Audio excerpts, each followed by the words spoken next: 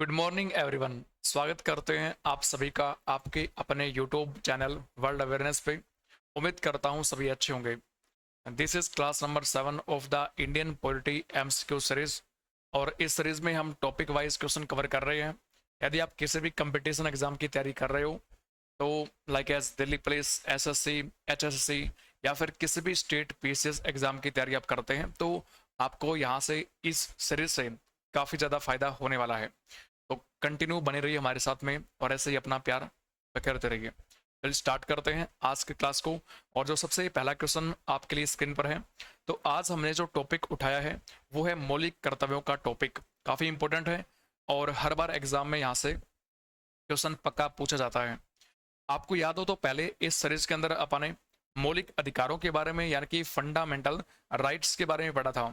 ये कहाँ पर पढ़ा अपन ने? संविधान के भाग नंबर 3 में। और अभी जिस टॉपिक की हम बात करेंगे उसका नाम है मौलिक कर्तव्य। यानी मौलिक अधिकार डिफरेंट होते हैं और मौलिक कर्तव्य डिफरेंट होते हैं। मौलिक अधिकार वे अधिकार है जो बच्चे के जन्मजात के साथ ही संविधान ने उसे प्रदान किए हैं। और मौलिक कर्तव्य भारत के नागरिकों के कुछ कर्तव्य बनते हैं देश के प्रति, जो उनको दर्शाया गया है भाग नंबर 4A के अंदर। तो सबसे पहले तो आपसे भाग के बारे में ही पूछा है कि कौन सा भाग रहेगा। तो इस क्वेश्चन का सही उत्तर रहेगा ऑप्शन नंबर डी, भाग नंबर 4A। अब इसके अलावा कौन कौन से क्वेश्चंस आपसे पूछ सकता है मौलिक कर्तव्यों के बारे में? अब इस मौलिक कर्तव्य को लिखूंगा मैं FD यानी कि फंडामेंटल ड्यूटीज। सबसे पहली बात तो ये है कि अगर भाग आपसे पूछे तो पार्ट आपको बताना है 4A। अगर पूछे आपसे कि इसमें आर्टिकल कौन सा आता है, अनुच्छेद कौन सा आता है, तो पार्ट 4 के अंदर आर्टिकल नंबर 51A आता है। उसके बाद में आपसे क्वेश्चन क्या पूछेगा कि मौलिक कर्तव्यों का स्रोत क्या है, यानी कि कहां से, किस देश के संविधान से हमने मौलिक कर्तव्य को अपने संविधान के अंदर शामिल किया है। तो इस क्वेश्चन का सही उत्तर जो है वो रहेगा USSR, या फिर आप लिखेंगे रसिया यानी कि रूस। रूस के संविधान से हमने मौलिक कर्तव्यों को अपना रखा है। अब याद करना बड़ा आसान है कि जब मेरे को कुछ कर्तव्यों का पालन करने के लिए कहा गया तो मैं रूस गया। यानी कि जब आपको कोई काम कह दे कोई भी, तो आप करते क्या हो? रूस जाते हो कि ये काम तो मैं नहीं करूंगा। तो आपको याद ही करना है कि जब मेरी ड्यूटी लगाई गई और मेरे को कुछ कर्तव्यों का पालन करने के लिए कहा गया तो मैं रूस गया। तो फंडामेंटल ड्यूटीज हमने कहाँ से अपना रखी है? रसिया से।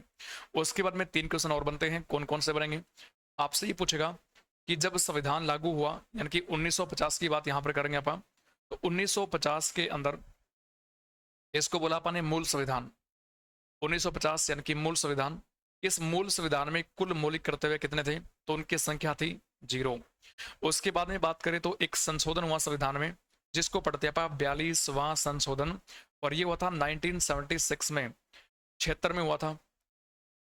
इसे हम लघु संविधान के नाम से भी जानते हैं। 42वें संशोधन को हम लघु संविधान के नाम से जानते हैं। इसको आपको याद करना पड़ेगा क्योंकि एग्जाम के अंदर भाई ये क्वेश्चन बहुत बार रिपीट होता है कि लघु संविधान के नाम से कौन सा संवैधानिक संशोधन जाना जाता है। तो आपको जवाब करना पड़ेगा क्या? 42वां संशोधन। तो 1950 के अंदर कुल मौलिक कर्तव्य 0 थे, लेकिन 42वां संशोधन हुआ तो यहाँ पर भाग नंबर 4A जोड़ा गया जिसमें आर्टिकल नंबर 51A जोड़ा गया और कुल मिला के यहाँ पर 10 मौलिक कर्तव्यों को जोड़ा गया। उसके बाद में बात करें तो वर्तमान में जो मौलिक कर्तव्य है, यानी कि अगर मैं 2023 की बात करूं तो यहाँ पर मौलिक कर्तव्यों की संख्या है कुल मिला के 11। तो 11वां मौलिक कर्तव्य कब जोड़ा गया? तो इसके लिए आपको पढ़ना पड़ेगा। एक संशोधन हुआ 86वां संशोधन, और ये होता है 2002 में। 86वां संशोधन 2002 में। इसके माध्यम से संविधान में 11वां मौलिक कर्तव्य जोड़ा गया, अर्थात 11वां फंडामेंटल ड्यूटीज को जोड़ा गया। और 11वां मौलिक कर्तव्य है क्या? कई बार आपसे एग्जाम के अंदर पूछता है। इसमें माता पिता की ड्यूटी है, माता पिता का कर्तव्य बनता है कि उनको करना क्या है? अपने छोटे 6 से लेकर 14 वर्ष तक के जो बच्चे हैं उनको शिक्षा का अवसर उपलब्ध करवाए। तो यहाँ पर शिक्षा के अवसर की बात की जाती है। तो जो माँ बाप होते हैं उनसे अनुरोध किया जाता है, उनका एक कर्तव्य बनता है, ड्यूटी बनता है कि जो उनके छोटे बच्चे हैं 6 से लेकर 14 वर्ष तक के बच्चे, उनको शिक्षा का बेहतरीन अवसर उपलब्ध करवाए। तो ये कर्तव्य बनता है माता पिता का। ये कब जोड़ा गया संविधान में? 86वें संशोधन 2002 के द्वारा। यह है 11वां मौलिक कर्तव्य। तो 1950 में मौलिक कर्तव्यों की संख्या 0 थी। फिर 1976 की बात करें तो संविधान में 10 मौलिक कर्तव्यों को जोड़ा गया, फिर 2002 में 11वें मौलिक कर्तव्य को जोड़ा गया, और वर्तमान में 2023 में कुल मिला के 11 मौलिक कर्तव्य हमें पढ़ने को होते हैं। अब 86वें संशोधन की बात कर रहे हैं आप, तो यहाँ पर एक बात आपको और नोट करनी है।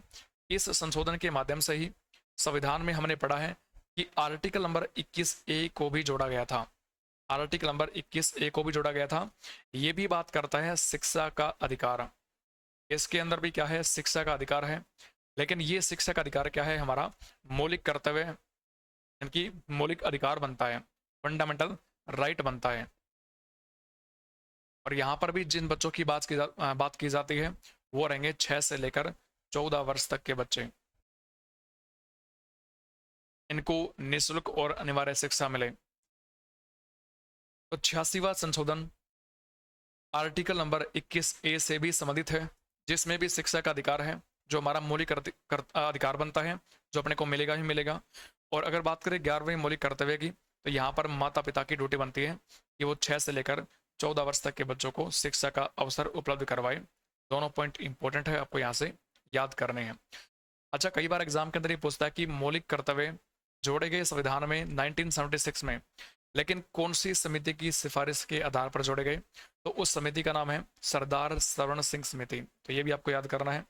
जितनी बातें मैं आपको नोट करवा रहा हूँ, आपको साथ साथ कॉपी के अंदर एड ऑन करनी है। सरदार सवर्ण सिंह समिति, इनके सिफारिशों के आधार पर जोड़े गए। और एक नया क्वेश्चन ये बनता है कि वर्तमान में कुल मिला के कितने संवैधानिक संशोधन हुए हैं, तो अब 106 हो चुके हैं। पहले संविधान के अंदर 105 संविधान संशोधन थे, लेकिन अभी 106 हो चुके हैं। कल की डेट यानी कि 29 सितंबर 2023 को एक बिल आया था, महिला आरक्षण बिल। इसके बारे में आपने जरूर पढ़ा होगा, सुना होगा। अगर नहीं पढ़ा है तो वर्ल्ड अवेयरनेस यूट्यूब चैनल पर 6-7 दिन पहले मैंने वीडियो डाली है महिला आरक्षण बिल की, तो इसको आप जाके वहां पर देख सकते हैं। महिला आरक्षण बिल, जिसके अंदर महिलाओं को 33% आरक्षण देने की बात की गई थी, अब ये कानून बन चुका है। पहले ये बिल था, अब ये कानून बन चुका है। यहाँ पर महिलाओं को 33% आरक्षण देने की बात की जा रही है। तो कल यानी कि 29 सितंबर को भारत की राष्ट्रपति श्रीमती द्रौपदी मुर्मू के द्वारा इस बिल के ऊपर साइन किया गया, और जैसे इस बिल पे साइन किया, ये बन जाता है कानून और संविधान के अंदर हो जाता है 106वां संवैधानिक संशोधन। ये बिल कौन से नंबर का था, तो बिल था ये 128वें नंबर का। अगर आपको फुल डिटेल चाहिए तो आपको महिला आरक्षण बिल की वीडियो जाके देखनी पड़ेगी वर्ल्ड अवेयरनेस यूट्यूब चैनल पर। अगला क्वेश्चन है, निम्नलिखित में से किस समिति ने मौलिक कर्तव्यों को शामिल करने की सिफारिश की थी?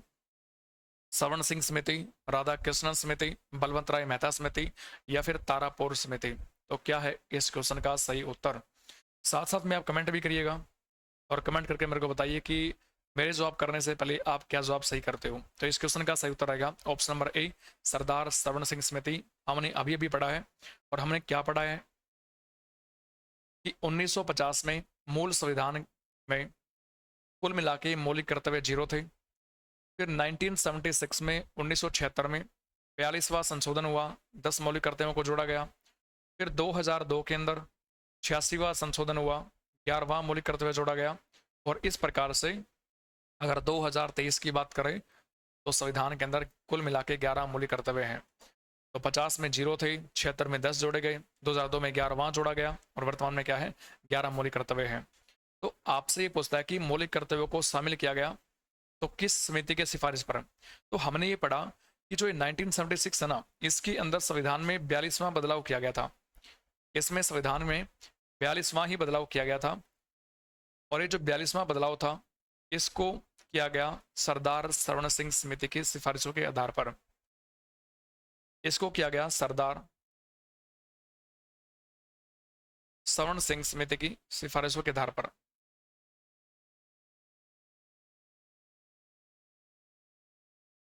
सरदार सवर्ण सिंह, तो क्या पढ़ेंगे हमको ये पढ़ना है कि एक सरदार है, सरदार ने हमें क्या बोला, सरदार ने हमें 10 कर्तव्यों को यानी कि 10 काम दिए गए, 10 कर्तव्य कहे गए उनके द्वारा हमें करने के लिए, लेकिन हमने सरदार की बात नहीं मानी और हम क्या गए, रूस गए। तो आपको याद ये करना है कि सरदार ने हमें 10 काम सौंपे, 10 कर्तव्यों का पालन करने के लिए कहा, लेकिन हमें वो काम करने नहीं थे, इसलिए हम रूस गए।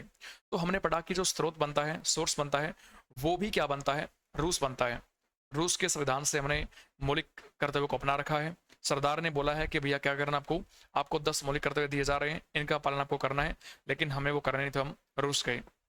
तो इस तरीके से आप इनको याद कर सकते हो। उसके अलावा अगर बात करें तो बलवंत राय मेहता समिति, भारत के अंदर त्रिस्तरीय पंचायती राज व्यवस्था की सिफारिश की थी बलवंत राय मेहता समिति ने। भारत में त्रिस्तरीय भारत में त्रिस्तरीय पंचायती राज व्यवस्था, तो इसकी सिफारिश की थी बलवंत राय मेहता समिति ने। ये 1957 की समिति है, ये भी आपको यहाँ से याद कर लेना है। और इन्होंने बोला कि देखो, जो गांव होते हैं तो ग्राम के स्तर पर बनेगी ग्राम पंचायत, इनकी सिफारिशें थी। गांवों के लेवल पर बनेगी ग्राम पंचायत। उसके अलावा ब्लॉक के लेवल पर बनेगी ब्लॉक समिति, और जिले के लेवल पर बनेगी जिला के लेवल पर बनेगी जिला परिषद।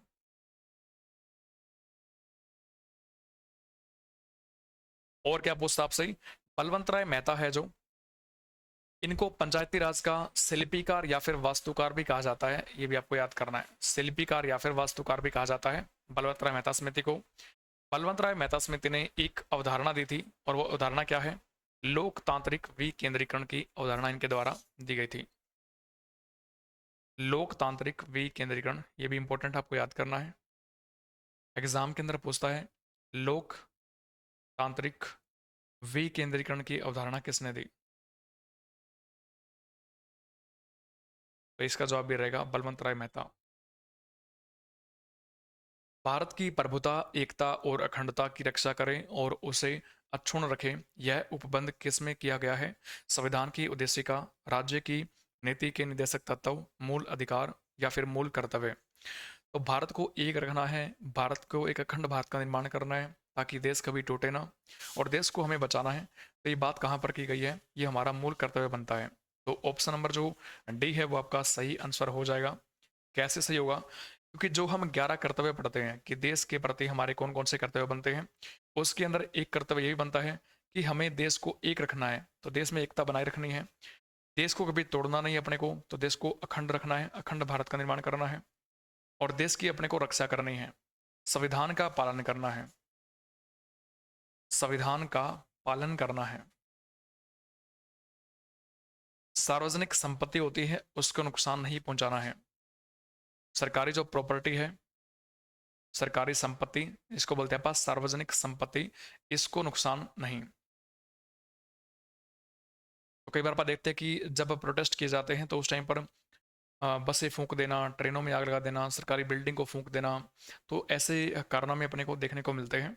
तो यहाँ पर बोला है कि हमारे देश के अंदर देश का कर्तव्य बनता है, देशवासियों का कर्तव्य बनता है कि जो सरकारी प्रॉपर्टी होती है उनको नुकसान आप नहीं पहुंचा सकते हो।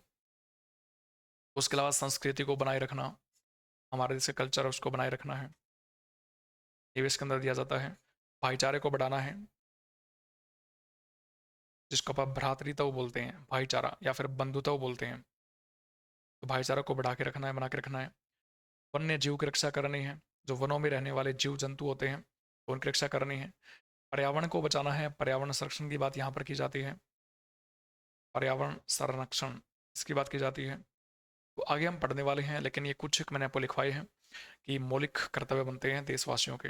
बाकी आपने पढ़ा कि 11वां मौलिक कर्तव्य क्या है, यहाँ पर माँ बाप की ड्यूटी है, तो माता पिता की ड्यूटी आपने पढ़ा है कि 6 से लेकर 14 वर्ष तक के जो बच्चे होते हैं तो उनको शिक्षा का अवसर उपलब्ध करवाई। तो ये सारी सारी बातें कहाँ पर लिखी है, मूल कर्तव्य के अंदर लिखी है। कुल मूल कर्तव्य है कितने, 11 है। निम्नलिखित में से कौन सा भारतीय संविधान का आधारभूत ढांचा नहीं है, तो बेसिक स्ट्रक्चर की यहाँ पर बात की जा रही है। आधारभूत ढांचे को बोलते हैं अपन इंग्लिश में बेसिक स्ट्रक्चर, ये कहा जाता है। अब सबसे पहले पढ़ते हैं कि इसका अर्थ क्या है। हमारे संविधान के अंदर कुछ भी बदलाव करना हो, जैसे अभी किया गया 106वां बदलाव किया गया संविधान के अंदर हाल ही में, संविधान के अंदर कुछ भी बदलाव करना है तो इसको बोलते हैं संविधान संशोधन। बदलाव करने को बोलते हैं संशोधन। ये पावर होती किसके पास है? अभी जो बिल पास किया गया वो लोकसभा के द्वारा, राज्यसभा के द्वारा पास किया गया, और लोकसभा राज्यसभा अंग होते हैं संसद के। तो संविधान के अंदर कुछ भी बदलाव करना है तो ये पावर किसके पास होती है? संसद के पास होती है। अर्थात इसके अंदर कौन कौन शामिल है? सर इसके अंदर लोकसभा शामिल होती है, इसके अंदर राज्यसभा शामिल होती है, और इसके अंदर भारत देश के राष्ट्रपति यानी कि P4 प्रेसिडेंट भी शामिल होते हैं। तो पार्लियामेंट के, संसद के तीन अंग होते हैं, तीन पार्ट होते हैं। ये लोग ही बिल को पास करके संविधान के अंदर बदलाव करते हैं। तो अभी आपने पढ़ा कि संविधान में हाल ही में 106वां बदलाव किया गया, 106वां संशोधन किया गया। तो इसके लिए करना क्या पड़ा अपने को? इसके लिए संसद ने बिल पास किया, अर्थात लोकसभा ने बिल पास किया, फिर राज्यसभा ने बिल को पास किया, और कल ही यानी कि 29 सितंबर को राष्ट्रपति ने इस बिल पर अपना साइन किया है, अपनी सहमति दी है, तब जाके ये कानून बना है। तो संसद ने संविधान के अंदर 106वां बदलाव किया है। तो मूल ढांचा ये बोलता है कि देखो, पार्लियामेंट के पास, संसद के पास पावर तो है संविधान में बदलाव करने की, लेकिन जो संविधान का मूल ढांचा है ना, उसके अंदर संसद बदलाव नहीं कर सकती है। यानी कि ऐसा नहीं है कि संसद के पास में संविधान में बदलाव करने की जो शक्ति है, पावर है, वो असीमित है, ऐसा नहीं होता है। हाँ, ठीक बात है कि संसद बदलाव तो कर सकती है, परंतु पूरे के पूरे संविधान में नहीं कर सकती है। तो कौन से पार्ट को छोड़ना होता है यहाँ पर? बेसिक स्ट्रक्चर जो होता है, मूल ढांचा, उसके अंदर संसद बदलाव नहीं कर सकती है। तो ये जो है आधारभूत ढांचा, इनमें से कौन सा नहीं है? उद्देशिका, मूल अधिकार, मूल कर्तव्य, न्यायिक समीक्षा। तो न्यायिक समीक्षा भी मूल ढांचे के अंतर्गत आता है, इसको पढ़ेंगे अभी होता क्या है ये। मूल अधिकार भी आता है मूल ढांचे में, और उद्देशिका के कुछ पार्ट भी आते हैं मूल ढांचे के अंदर। लेकिन वहीं पर यदि आप मौलिक कर्तव्यों की बात करते हैं तो ये संविधान का मूल ढांचा नहीं होता है। अब जैसे बात करते हैं कि मूल ढांचा कहाँ से आया, कब आया, ये जो बेसिक स्ट्रक्चर है ये कहाँ से आता है, मूल ढांचा कहाँ से आता है? तो एक केस था, 1973 केस पढ़ते हैं आप इसको, और केस का नाम है केशवानंद भारती केस। ये केस काफ़ी इंपॉर्टेंट है, अगर आप पॉलिटी पढ़ते हो तो आपको इसके बारे में पता होना चाहिए। केशवानंद भारती केस है 1973। अब इस केस के अंदर होता क्या है? इस केस के अंदर 24 अप्रैल 1973 को भारत के सर्वोच्च न्यायालय, उच्चतम न्यायालय, सुप्रीम कोर्ट के द्वारा अपना जजमेंट या निर्णय, जजमेंट दिया जाता है, और इस जजमेंट के माध्यम से सुप्रीम कोर्ट के जज कहते हैं कि हम एक बेसिक स्ट्रक्चर यानी कि मूल ढांचे का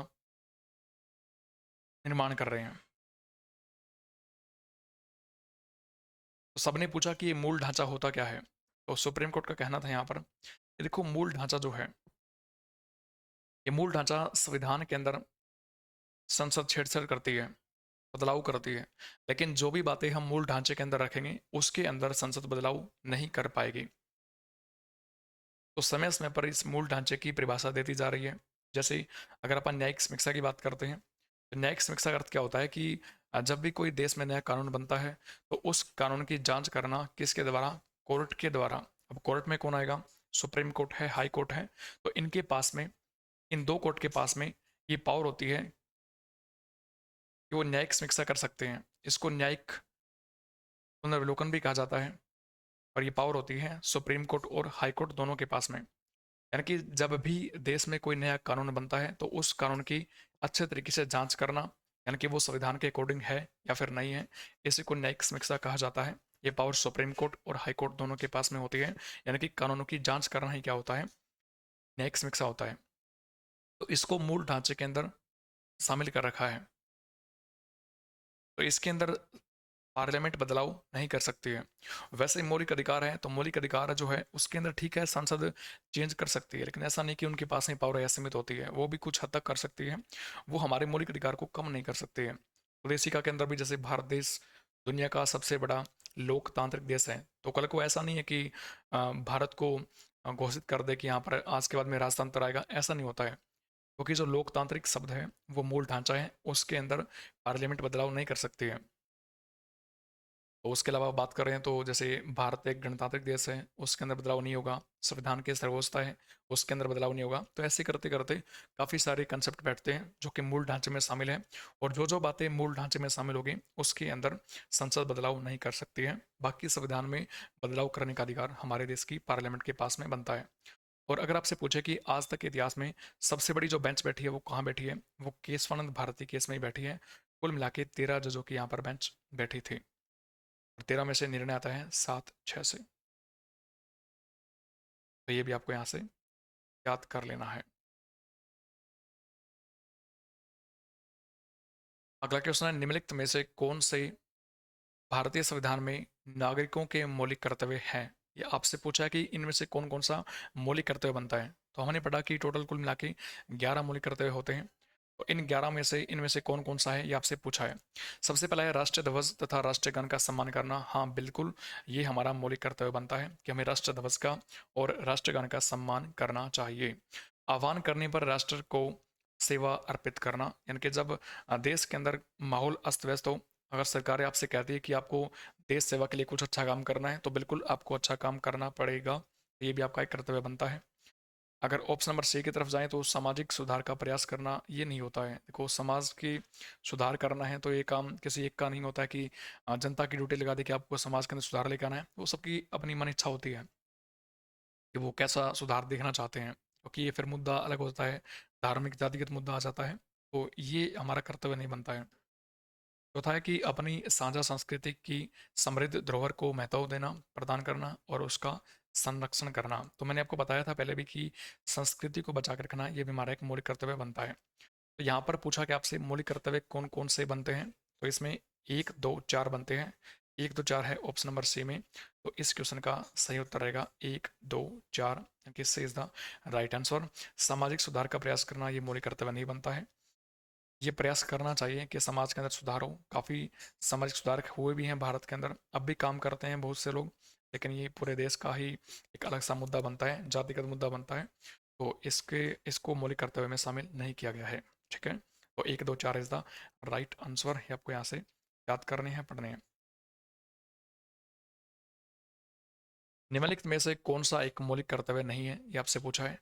संविधान का पालन करना। देखो, संविधान का पालन तो करना पड़ेगा, राष्ट्रीय ध्वज का भी सम्मान करना पड़ेगा, तो ये तो मौलिक कर्तव्य बनता है। एकता और भाईचारे को बढ़ावा देना, तो मैंने आपको इस क्लास में पहले भी बताया था कि भाईचारों को बढ़ा के रखना है भाई, तो बढ़ाना पड़ेगा इसको तो। और बताओ की रक्षा करना और उसे बनाए रखना, ये भी बिल्कुल सही बात है। उनकी संप्रभुता बनाए रखना भारत के अंदर, कि सरकारें जो होती है भारत की, वो जो भी काम करे तो वो खुद अपने फैसले खुद ले। इसके अंदर किसी भी भारी तत्व का, भारी देश का उनकी इन्वॉल्वमेंट नहीं होना चाहिए। ये बिल्कुल सही बात है ये भी। लेकिन डी देखिए, सैन्य और शिक्षा के अतिरिक्त सभी उपाधियों का उन्मूलन, तो ये किसी प्रकार का भी मौलिक कर्तव्य नहीं बनता है। कि ये तो हम पढ़ते कहाँ पर इसको, संविधान के आर्टिकल नंबर 18 के अंदर पढ़ते हैं कि शिक्षा और सेना संबंधी सम्मान को छोड़कर व्यक्ति कोई भी उपाधि ग्रहण नहीं करेगा, उपाधि यहाँ पर समाप्त कर दी जाएगी, और समाप्त करने को बोलते हैं उन्मूलन। तो ये पढ़ते कहाँ पर आप, आर्टिकल 18 यानी कि समानता का अधिकार। मैंने क्लास के अंदर इस सीरीज में पहले ही पढ़ा है समानता के अधिकार के बारे में। समानता का अधिकार बनता है article number 14 to 18। Article number 14 to 18।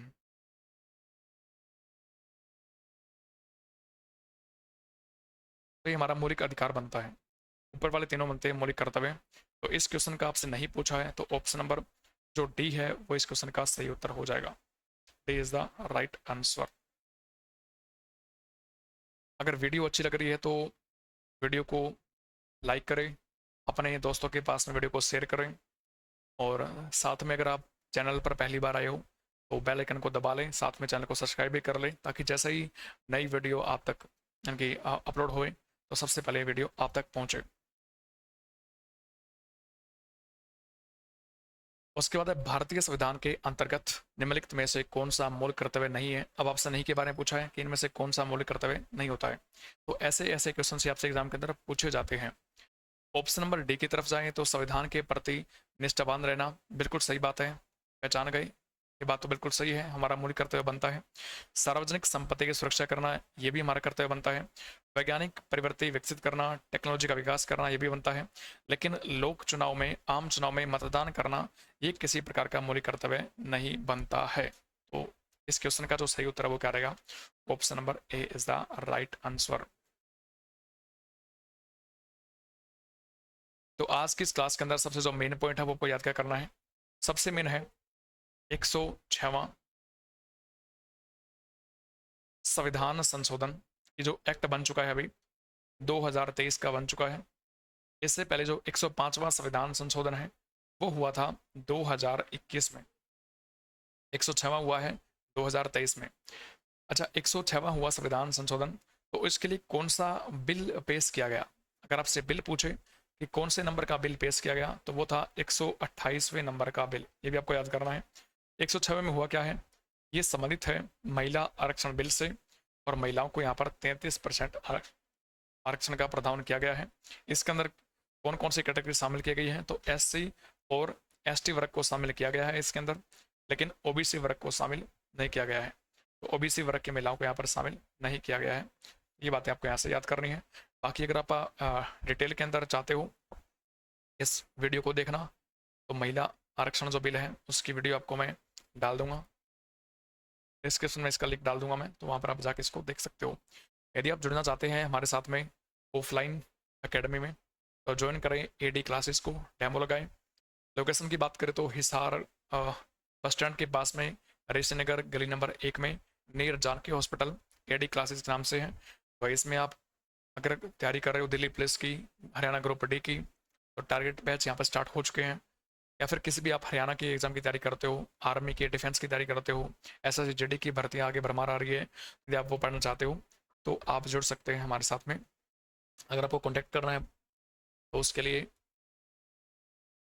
Contact number है 9728952216 9812333123। तो इस पर आप कॉन्टैक्ट कर सकते हो। अगर फिर भी आपको पर्सनली मेरे से कॉन्टैक्ट करना है तो 9992807723 पे आप कॉन्टैक्ट कर सकते हो किसी भी इंक्वायरी के लिए। मिलते हैं नेक्स्ट सेशन में, तब तक के लिए सभी को जय हिंद, सभी को राम राम। हंसते रहिए, मुस्कुराते रहिए।